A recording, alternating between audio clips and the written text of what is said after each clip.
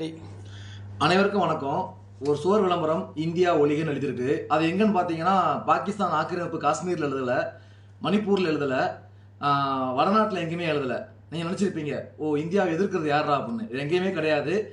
அதிகமா இந்தியா சுதந்திரத்துக்காண்டி போராடின தமிழ்நாட்டில் இது எழுதியிருக்கு. இந்தியா ஒழிக அப்படின்னு. எந்த இடம் அப்படின்னா என் நண்பர் அனுப்புனாரு. கோத்தகிரி டு மேட்டுப்பாளையம் போற வழியில அந்த சுவர் விளம்பரத்துல எழுதியிருக்கு கருப்பு கலர்ல இந்தியா ஒழிக அப்படின்னு எழுதியிருக்கு. அப்ப எந்த மாதிரி பிரிவினைவாதங்கள் இங்க வளர்ந்துகிட்டு இருக்கு. இப்ப நீங்க வந்துட்டு இந்தியா வளர்க அப்படின்னு எழுதுனா கைது பண்ணிடுவாங்க இங்க தமிழ்நாட்டுல.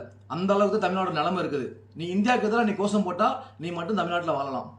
அப்ப அந்த மனப்பான்மை தான் எல்லாத்துக்கும் மற்றவங்களுக்கு வரும். ஓ அப்ப வருங்கால சந்ததியருக்கு தேசப்பற்றை நீங்க வளர்க்காம போறதுக்கான காரணம் இதுதான்.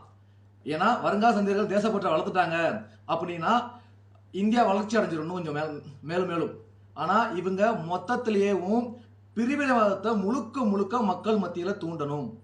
அப்படி தூண்டி விட்டு தமிழ்நாட்டை தனிநாடாக்கணும்னு மறுபடியும் இதை முன்னெடுக்க போறாங்களா? இது மிகப்பெரிய ஆபத்தா அமையும். மிகப்பெரிய ஆபத்தா.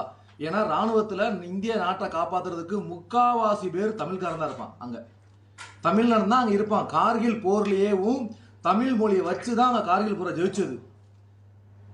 அது யாருக்கு தெரியுமா தெரியல, உங்களை இது மூலம் தெரியப்படுத்துறேன். காவல்துறை அதை யார் எழுதுனாங்க அப்படிங்கிறத கண்டிப்பா கண்டுபிடிச்சு அவங்கள கைது பண்ணணும். இல்ல இதை இந்தியில டிரான்ஸ்லேட் பண்ணி நான் என்னுடைய மேல் அதிகாரிகளுக்கு உயர் அதிகாரிகளுக்கு கண்டிப்பா கொடுத்து தான் போறேன், இல்லைன்னு சொல்லல. இதை உள்துறை அமைச்சர் அமித்ஷா வரைக்கும் இந்த செயலை ஒரு ட்வீட் மூலமாவோ மெயில் மூலமாவோ கண்டிப்பா அனுப்பப்படும். அப்ப பிரிவினவாதத்தை தூண்டுறீங்களா? அவர் கைது பண்ணணும். யார் எழுதுனாலும் கண்டுபிடிச்சு கைது பண்ணி அது நியூஸ் வரணும்.